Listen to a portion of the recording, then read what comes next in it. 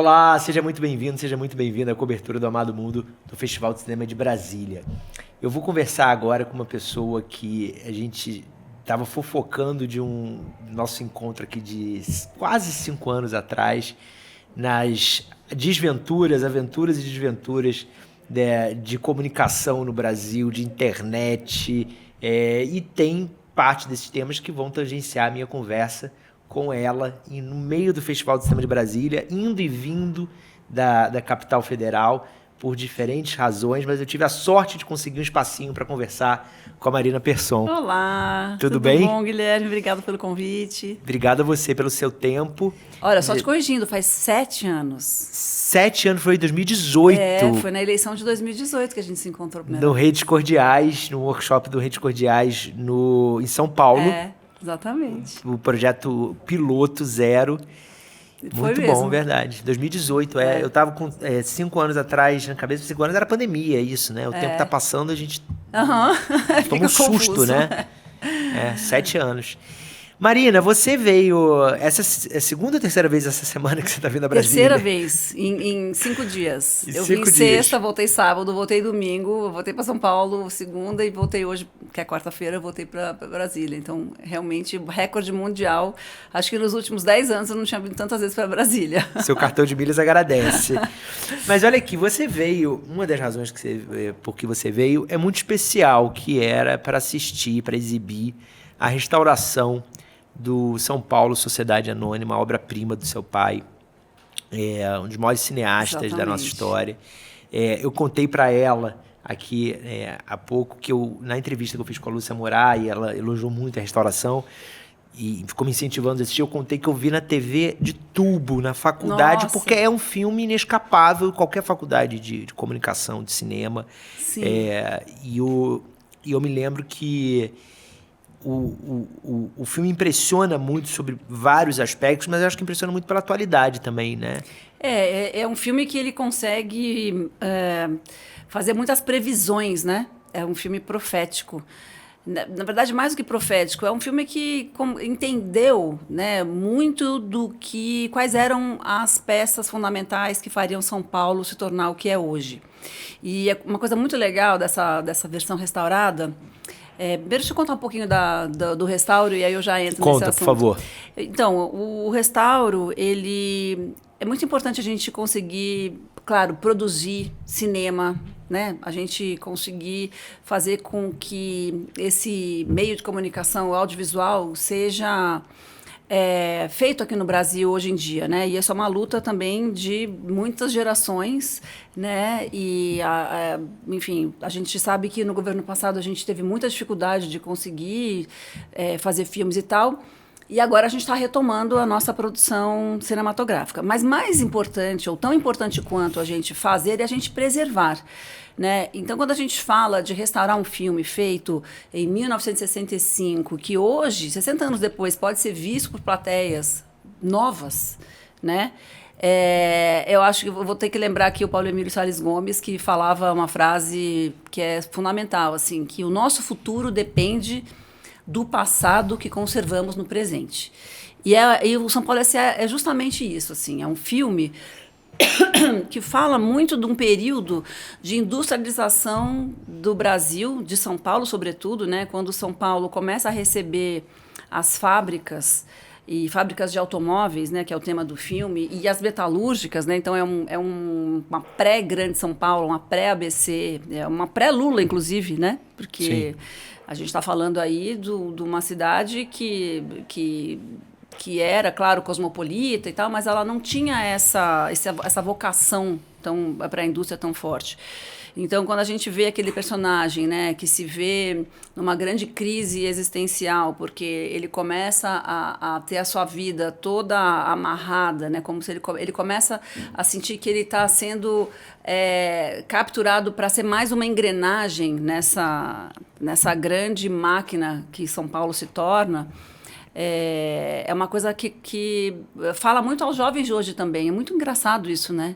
A gente vendo os comentários, né, que as pessoas de novas gerações que nunca tiveram contato com São Paulo S.A., nem com o cinema brasileiro dessa época, assistem ao filme e falam, nossa, esse filme fala comigo, eu entendo esse personagem. Esse cara é um chato, né? Porque o Carlos, o personagem principal, ele é um anti-herói, né? Um cara meio cínico, um cara meio...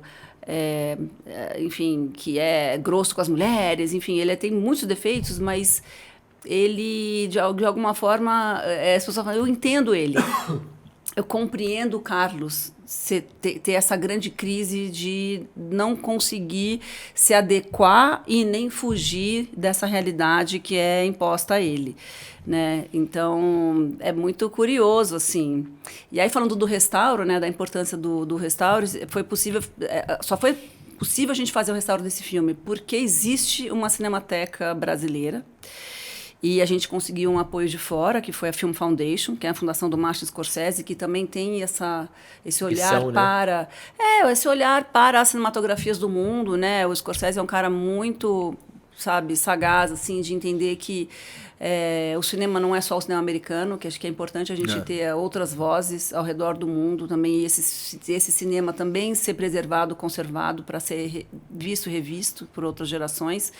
Então, meu agradecimento aqui à Film Foundation, à Cinemateca Brasileira, que fizeram possível esse restauro em 4K, e a cópia está maravilhosa, está linda. É quase aflitivo, porque você viu na televisão, né, de tubo, quando a gente assiste assim na tela grande do cinema, ainda mais o Cine Brasília aqui, nossa, é uma Mas você coisa deve ter muito assistido a primeira vez também em televisão, né? Não, eu assisti na escola, porque... Tá, mas na escola você deve ter talvez uma televisão um pouco maior só. Não, eu fiz faculdade de cinema e a gente tinha uma sala de projeção. Ah, na escola de cinema. Sim, que era escola mesmo. A primeira vez que eu vi, eu não vou lembrar, tá, mas provavelmente foi cinema também, porque eu sou uma geração pré-vídeo, inclusive. Então, eu assisti projetado. Entendi. Né? E, claro, no começo eu não entendia nada, né? Eu já vi esse filme tantas vezes, mas assim, acho que a primeira vez que eu assisti eu não compreendi quase nada. Mas ao longo dos anos eu fui compreendendo, né? Entendendo mais sobre o filme. E eu assisti ao seu documentário sobre seu pai, Persson, no Festival do Rio, salvo engano. Em 2009? 2008, 2008? Por aí. Foi por aí. E é muito bonito o filme também. E muito rico para a gente aprender muito mais sobre ele do que o cineasta de São Paulo S.A., né? Que eu acho que é como as pessoas que ligam o nome dele ao filme primeiro, mas ele é muito mais camadas. Eu queria te pedir para falar sobre seu pai na ótica da filha e queria pedir para você falar sobre sua mãe também, Regina. Eu falo Gerard ou Geá? Gerard. Tanto faz, na verdade. É Geá ou Gerard.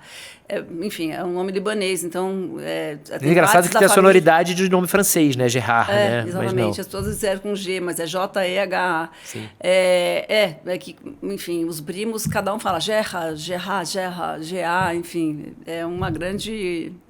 polifonia. Mas o meu pai, quando eu fui fazer o Persson, foi justamente por causa disso, porque ele morreu, eu tinha 6 para 7 anos, e ele não tinha nem 40. Então, e eu cresci com essa vontade de fazer cinema, né? E, claro, era inescapável eu passar pelo fato de que meu pai, né, tinha sido um cineasta que tinha feito grandes filmes, e a gente falava sobre esses filmes, inclusive, na faculdade. Então, quando eu fui fazer o documentário, foi um pouco para entender quem era essa pessoa, né? Que é a minha origem, mas com quem eu não pude conviver, mas que é meu pai. Então, assim, é minha origem, né? Um pouco de onde eu veio. E o cinema me trouxe muito do meu pai. O cinema ele me proporcionou esse acesso, né, a entender quem era essa pessoa, né, o que ele pensava, né, quem era este homem. Sim. Né? Então, assim, e por causa dos filmes que ele fez, e também por causa dos filmes que ele não fez, porque alguns filmes ele não conseguiu fazer, claro, como todo cineasta. Mas especialmente alguém que morre jovem, né? Exatamente, ele deixou projetos e tal. Eu pude entender um pouco mais sobre meu pai, então eu sou muito grata ao cinema também por isso. Por ele ter trazido um pouco do meu pai, né? O que você tem de memória dele? Poucas coisas. Mas, como diz a minha irmã, eu não sei se o que eu tenho de memória são coisas minhas ou coisas, criadas, né? memórias emprestadas de outros, porque as pessoas contam muita coisa, né? Mas lembro que ele era uma pessoa muito energética, gostava muito de natureza, gostava muito de cachorros, gostava muito de morar no sítio, que era onde a gente chegou a morar, né? Foi na época que ele faleceu. E era um homem muito criativo, sabe, em todos os termos, assim. Então, é isso que eu estou falando. Eu não sei o quanto de memória é do que eu lembro dele ou do quanto que eu também fui fazendo, né, o quebra-cabeça. E quando eu vejo a obra dele completa, todos os filmes juntos, né, eu falo, nossa, ele era realmente um cara muito inquieto e que fez filmes muito diferentes uns dos outros. Né? Ele fez filmes de vários gêneros, então não tem um filme parecido com o outro. Mas o que a gente vê, sobretudo nos 2 filmes mais conhecidos, né, o São Paulo, Sociedade Anônima e o caso dos Irmãos Naves, era que tinha um ser político ali. Né? Era um cara de esquerda, claramente, era um cara com preocupações muito humanistas, assim, sabe? Questões, né? Os Naves, por exemplo, é o maior erro judiciário da história do Brasil, Sim. né? 2 irmãos que foram torturados, 2 irmãos foram condenados e torturados por um crime que nunca aconteceu, né? Tudo imaginação de um delegado. E um filme que falava de tortura, de opressão, né? De abuso, de poder policial e tudo mais. Injustiça. Então, isso, a gente, por causa dessas, é isso, assim, das coisas que ele deixou, eu consigo fazer uma imagem, né? Traçar um retrato um pouco mais preciso de quem era ele. E sua mãe? E minha mãe conheceu meu pai porque ela era estudante também de cinema, então minha mãe é uma documentarista que tem uma vocação para fazer coisas. A Amazônia é o grande, digamos assim, é o grande questão da vida dela, grande tema, né? De grande tema, né? Os povos originários. Então ela fez uns filmes lindos assim sobre os indígenas e crianças indígenas mas também ela tem alguns cursos super interessantes sobre São Paulo, sobre os bairros de São Paulo, Brás, Bexiga, e também, engraçado, curioso, porque tem a ver com São Paulo S.A., né? Porque fala da transformação da cidade, né? Sim. De como que, enfim, sei lá, o casario dos imigrantes italianos foi depois transformado para virar, enfim, um bairro muito mais comercial, né? Um bairro com grandes prédios. Então, ela tem um trabalho bem interessante também. Agora, não podia dar em outra coisa você, né? Pois é. Pai e mãe. Difícil, né? Tava no DNA. Agora você... Tive sorte, né, de ter acesso ao cinema. Sim. Acho que diferentemente do meu pai, que teve que romper com as expectativas familiares para fazer cinema, né? Eu não, eu já tive essa facilidade, né? E isso também acho que diz muito sobre também a dificuldade que a gente tem no país de formação de profissionais, né? Assim, o acesso ao cinema é uma coisa que ainda é um privilégio para muita gente, né? Você ter acesso a sala de cinema, a bons filmes, né? Meu desejo, sim, era que todas as cidades do Brasil tivessem pelo menos uma sala de cinema boa, porque a experiência de você assistir a um filme numa sala é muito diferente. Totalmente, de você né? assistir na televisão, né? E a entrega que você tem do espectador, né, em relação a uma sala escura em que você entra, hoje em dia, então, que tem distração de celular e tudo mais, que a gente tem muita dificuldade em fazer um foco em alguma coisa durante mais de alguns minutos, né? A experiência da sala de cinema ela é muito importante. E que pena, né, que a gente tem cada vez menos salas de cinema. Assim, eu não sou uma pessoa saudosista, nem contra a tecnologia, nem nada disso. Eu acho muito bom que as pessoas possam ter em casa, às vezes, aparelhos, né, telas como essa aqui, que são telas planas, que horizontais, que você pode assistir. É um filme com boa qualidade, bom som e tudo mais, mas não tem comparação. Não, uma coisa não substitui a outra, não né? Não tem comparação, porque a gente está falando de uma experiência coletiva, em comunidade. A gente está falando de você ter que justamente compartilhar com o seu vizinho, que é uma pessoa que às vezes você não conhece, muitas vezes, aliás, a maior parte das vezes você não conhece, mas de repente você está ali dando risada junto, está chorando junto, está se emocionando junto. Isso aí não tem... Agora, você, de uns anos para cá, você passou a trabalhar com streaming também, né? Em termos de linguagem, você sente que diferença? É totalmente diferente. É. Claro, porque no streaming é o contrário do cinema. No cinema você sabe que você vai ter a atenção do espectador garantida durante... A não ser que o cara saia no meio, mas assim, durante 1 hora e meia, né? Sim. Apagou a luz, desligou o celular e ele tá é teu, entregue. né? Ele é teu. Você já então conquistou. você vai lá e você tem um tempo para você construir uma narrativa que às vezes pode ser no começo até um pouco... Você pode entrar, fazer um mergulho mais profundo em algo que às vezes é um pouco mais difícil e tal. No streaming, a nossa diretriz você tem que segurar o espectador nos primeiros 3 minutos. Então, é completamente diferente, né? E eu, às vezes, até fico meio preocupada, assim, porque eu falo, nossa, eu fazendo trabalhos, né, prestando serviço, porque eu nunca fiz um trabalho autoral meu para o streaming. Eu sempre fiz trabalhos em que eu fui chamada, contratada para prestar um serviço. Sim. Então, eu consigo dividir isso na minha cabeça, isso está em lugares bem diferentes.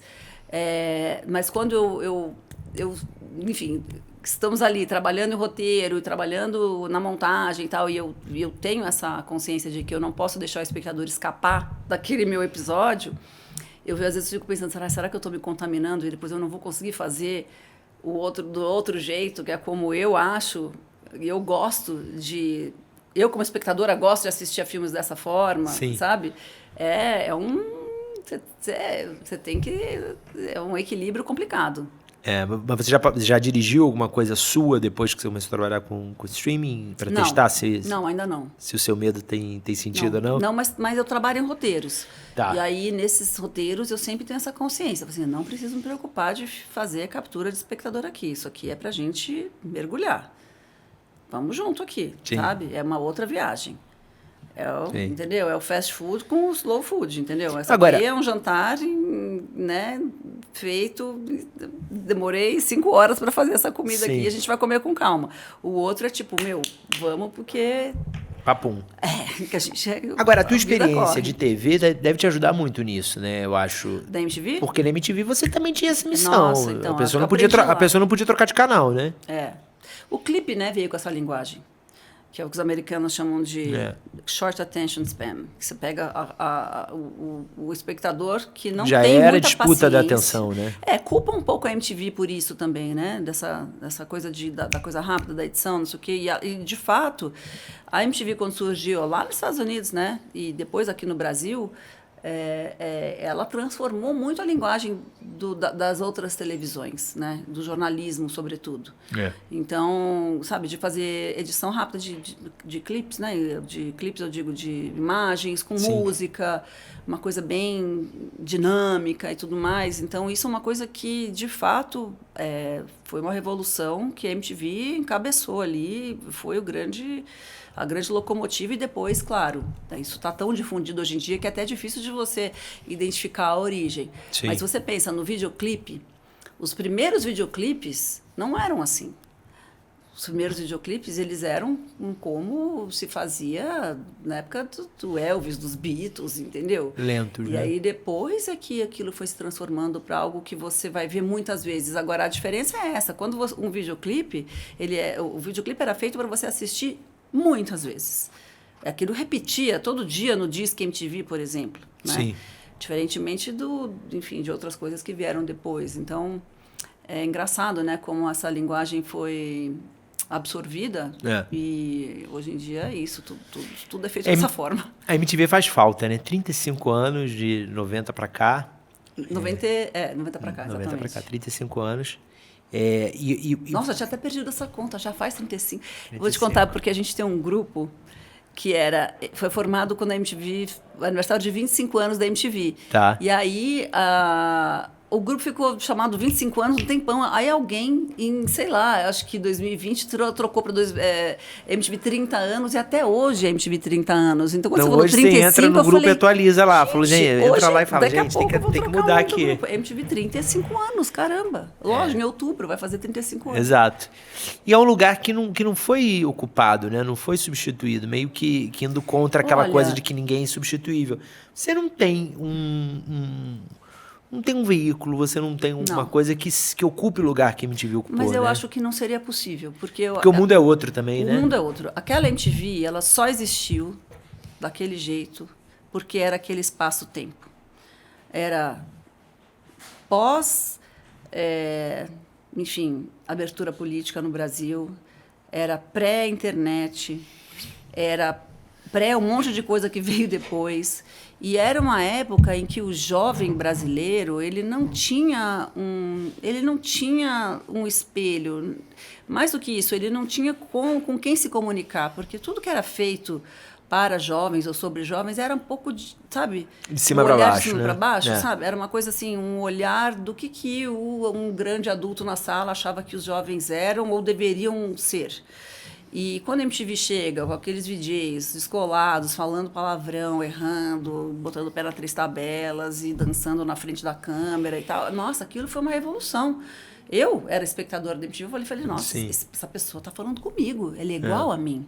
E, de fato, a MTV, o canal MTV Brasil, quando foi criado, ele era assim... A pessoa mais velha, acho que tinha 28 anos, entendeu? Era um bando de batotinha com 18, 19 entrando lá. Eu entrei lá com 23. Então, era assim, era muito de igual para igual, sabe? Sim. E era um grande laboratório mesmo. A gente era estimulado a fazer coisa, arriscar. Errar não tinha problema. A gente fazia... O erro era quase parte da coisa, né? A gente tirava sempre uma limonada, entendeu? Daquele limão. Errou, brinca... atropelou, gaguejou, vai tirar sarro de si mesmo. A gente aprendeu muito a se virar na frente da câmera nesse sentido, assim, sabe? A fazer ao vivo e dar tudo errado, assim, esse tipo de coisa. Então, eu brinco, assim, eu me dou muito bem no estresse na televisão, sabe? Aquele ao vivo que as coisas dão tudo errado, que cai a televisão, que o sinal não entrou, que não sei o quê. A gente aprendeu a improvisar. E a conversar e a dividir o perrengue com quem estava do outro lado, entendeu? E ali você já sabia que queria dirigir? Claro, eu tinha feito faculdade de cinema. Eu só fui trabalhar... Mas especificamente para dirigir. Você já entrou na faculdade querendo ser cineasta? Olha, eu vou falar uma coisa para você. Todo mundo que entra na faculdade de cinema quer dirigir. Ah, será? Sim, pouquíssima gente não quer. E as pessoas só vão se adaptando à realidade do mercado. Eu falo que quando você tem nas salas de cinema... Aí vou fazer um manifesto feminista aqui. Quando você tem na sala de cinema 50% homens, 50% mulheres, e aí você vê no mercado de trabalho que só 20% das mulheres conseguem chegar na direção, eu falo que aí é que está uma grande desigualdade que a gente tem que prestar atenção. O cinema é das atividades mais desiguais do mundo em termos de igualdade de gênero. Então, por isso que eu digo, claro que não é todo mundo, eu estou falando modo de dizer, a maior parte das pessoas, a grande maioria de quem entra numa faculdade de cinema quer fazer a direção. Entendeu? Claro que tem uns que querem ir para crítica, tem gente que quer, né, seguir uma carreira acadêmica, tem outras pessoas que querem fazer montagem. Mas na média quer direção. Claro, né, enfim, ou roteiro, mas assim, a grande maioria quer dirigir, né? Agora, por que a gente está falando disso? Não, porque eu te pergunto, a gente está falando de MTV e eu aproveitei a deixa para voltar a conversa para o cinema, porque eu conversei com a Lúcia sobre essa questão de gênero, né? Sim. E ela pontuou a mesma coisa que você, é muito desigual ainda. E eu falei, você sabe que você tem o título de ser cineasta latino-americano com mais títulos comerciais, mais títulos no circuito comercial. Ela falou, isso diz muito sobre a América Latina, não sobre mim. Eu fiz a minha parte. Eu não sabia que ela era. Ela falou assim, eu fiz a minha parte, mas é porque a América Latina tem muito pouco... a presença feminina é muito pequena na direção e no roteiro, né? Muito. Eu achava até, ela me disse que não, que na produção executiva também era. Ela disse que na produção executiva tem mais mulheres. Muito mais. É que tá. Mas a questão é essa, entendeu? Quando a gente está falando... A produção executiva é uma função super importante. Porém, quando a gente fala de narrativa feminina, a gente está falando de roteiro e de direção. Sim. É sobre isso que a gente está falando. A gente só vai ter personagens, representação feminina no cinema quando a gente tiver direção e roteiro. Sim. Porque aí é que estão as histórias de mulheres. Você entende? Muitas vezes a produção executiva, ela é isso, claro, ela é uma figura central na produção, mas a voz narrativa não é dela. Sim. Você entende? Com algumas exceções. Então, é isso. A gente está falando de direção e roteiro mesmo. Você gosta de Brasília? Gosto. O que te diz a cidade? Cara, eu sempre fico muito intrigada com Brasília. Porque toda vez que eu chego aqui, eu fico imaginando o Niemeyer e o Lúcio Costa brincando de Lego, sabe? Pega o mapa, abre, fala assim, agora vamos fazer aqui que vai ser casas, aqui vai ser o Planalto, aqui vai ser não sei o quê. Você não tem a sensação... Eu fico muito eu moro aqui há 14 isso. anos, até hoje tem coisas que eu não entendo, mas a sensação que eu tenho é que eles, na hora de desenhar um negócio, eles estavam fumando um. Porque, assim, eu acho coisas em Brasília muito doidas, assim. A parte urbanística, eu acho... Que aí eles dizem, não, é cartesiano. Cara, pra mim não tem nada de cartesiano. Pra mim, o Você cartesiano... não acha? Eu acho que é cartesiano. Não, é claro que é cartesiano, mas Aham. assim, eu sou de uma cidade, eu sou do Rio, você é de São Paulo, eu sou de uma cidade Caos absoluto. Não, caos não é nem isso, é que assim, uma rua é numa mão, a outra é na outra, a outra é numa... Ela tem uma lógica de cidade, como é Rio, São Paulo, Nova York e tal. Aqui não, aqui a lógica da tesourinha é uma coisa muito doida, assim. Eu falei, cara, como é que o cara foi pensar nisso pra mim? Mas, puro ele não tava. Mas, por exemplo, sabe que é uma coisa que eu acho interessante, que é uma Brasília que eu não tinha acesso até pouco tempo atrás, mas, por exemplo, agora eu tenho um amigo que mora aqui, e aí eu fui visitar, né, fui na casa dele, e assim, aqui, o setor residencial, né? Sim, as asas, né? As quadras. Sim. Que tem uma coisa... me parece uma grande universitária, parece um grande... Total, sabe, parece um campus, um campus universitário. E a residência desse campus. Porque é tudo arborizado, você caminha, daí você tem as quadras que tem as coisas. Então, eu acho uma cidade muito curiosa, né? Ela tem uma grande personalidade, assim, diferentemente de outras cidades do Brasil. Se você... digamos que você caiu aqui em Brasília, você sabe onde você está. Você abre o olho e você sabe onde é que está. Pô, Brasília, entendi, né? Mas eu acho uma cidade curiosa. Curiosa e quando a gente vê de cima, assim, eu falo, nossa, fantástico. Que coisa planejada, né? E isso é tão não Brasil, né? O Brasil é tão caótico. E tem duas coisas que aqui tem, que não tem mais em cidade nenhuma, que é do Brasil grande, né? Desse porte, que é segurança e um bom trânsito, assim, né? Brasília mesmo. Se você vai para as regiões administrativas, né, nas antigas cidades satélites, é um caos, tanto em segurança quanto em mobilidade. Mas dentro do plano piloto ainda é muito seguro. Não tem grade, né, nos prédios. É uma coisa muito doida. É lindo isso, né? É lindo, né? É lindo. Por isso que eu falo, você tem esse clima de campus, sim. Sabe, de CRUSP. O CRUSP que é a residência, né, o centro de residência da USP. Sei lá, eu gosto daqui. Eu não sei se eu moraria aqui. Mas eu gosto daqui. Eu moro e adoro a cidade, mas é uma cidade que você tem Agora, que... é muito seco, né? Mas você tá na pior época para isso, né? Nossa, olha só. Esse final de seca é bem pesado, acho que para todo mundo, mesmo quem nasceu aqui. Pra gente terminar, eu queria te perguntar quem são hoje as mulheres que te inspiram no audiovisual brasileiro? Entre cineastas, roteiristas, atrizes? As brasileiras? Brasileiras. Todas as mulheres que conseguem fazer um filme. Né? Claro, eu tenho as minhas amigas, eu posso citar todas as minhas amigas, mas eu acho que, sobretudo, para não correr o risco de falar e não esquecer, você um pouco, como fala? Genérica. Um pouco sabonete nessa hora. Não, porque é isso.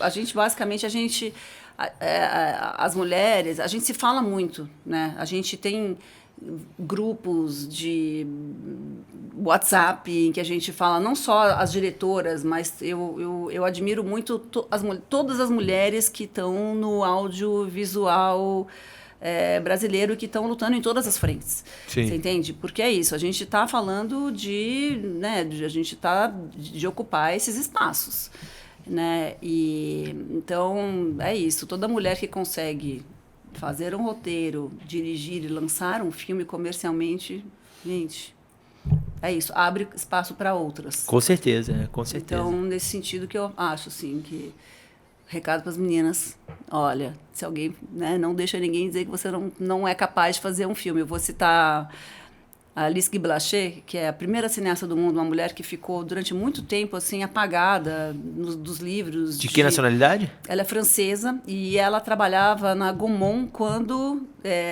o cinematógrafo, né, a máquina que filmava e projetava, foi lançado. E ela foi a primeira mulher a fazer filmes narrativos, filmes de ficção. Porque no começo do cinema, eles só faziam documentais, né? Sim. Era só registros de fatos da vida, operário saindo de fábrica, o trem chegando, aquela coisa, o cavalo correndo. Mas assim, E aí ela, como ela trabalhava na Agumon como secretária, ela falou, não, vamos fazer umas peças de venda para essa máquina nova que vocês estão vendendo? Vamos contar histórias, porque ela era filha de um livreiro e que contava histórias para ela. E aí ela tinha essa coisa de falar, não, vamos contar. Os filmes naquela época eram todos pequenos, claro, né? Pequenos curtas-metragens. Ela fazia pequenos contos da infância dela. Tanto que o primeiro filme é A Fada do Repolho, porque tem esse livro francês de contos que falava que as crianças nasciam em repolhos. Assim como a gente tem a cegonha, na França parece que é a fada do repolho que traz a criança. E aí o primeiro filme narrativo de história, de ficção, chama A Fada do Repolho. Antes de qualquer Méliès... Não conhecia essa história. A gente não aprende essa história na história do cinema na faculdade. Não, porque é uma coisa que foi também descoberta recentemente. Eu já encontrei com meus professores da ECA, que eu fiz faculdade de cinema, né? E eu encontrei com eles, eu falei, ô Ismael Xavier, meu professor. Eu falei, por que eu nunca ouvi falar da Alice Xavier? Você teve aula com o Ismael Xavier? Tive. Que massa. Com o Ismael Xavier, com o Jean-Claude Bernardet, Maria Dora Mourão. E eu falei, por que a gente nunca ouviu falar dessa mulher? Ele falou, porque a gente não sabia. A gente não conhecia essa história. Invisibilizado, né? Então, claro. Então, a gente também não dá para culpar, né, os professores por tudo. Não. Mas é interessante essa história, né? A primeira pessoa que fez um filme de ficção na história do cinema foi uma mulher, que ficou durante muitos anos esquecida, por isso que eu estou falando o nome dela aqui. Alice Guy Blaché dizia, não tem nada na feitura de um filme que uma mulher não possa fazer com a mesma desenvoltura que um homem. Sim. E aí eu tenho uma grande história que outro dia você me chama, eu te conto, porque já acabou o nosso tempo, de como que no começo do cinema, quem fazia cinema eram as mulheres, em Hollywood, inclusive. Tem um documentário chamado E a Mulher Criou Hollywood, que eu recomendo todo mundo assistir. Olha só, bom, é bom que você termina com um teaser que te compromete a me dar uma entrevista depois, isso. de novo, para a gente continuar. Marina Persson, muito obrigado pelo seu tempo, conseguiu um encaixe entre as suas várias agendas brasilienses. Pois foi incrível essa minha Mas deu certo temporada. E ficamos com gosto de quero mais na nossa conversa. Obrigado pelo convite. Valeu. E a você, obrigado por ter acompanhado essa conversa. Lembra de se inscrever no Lado do Mundo e ativar as notificações para não perder mais nenhuma conversa, nenhuma parte da nossa cobertura do Festival de Cinema de Brasília, que é feita com o apoio do YouTube.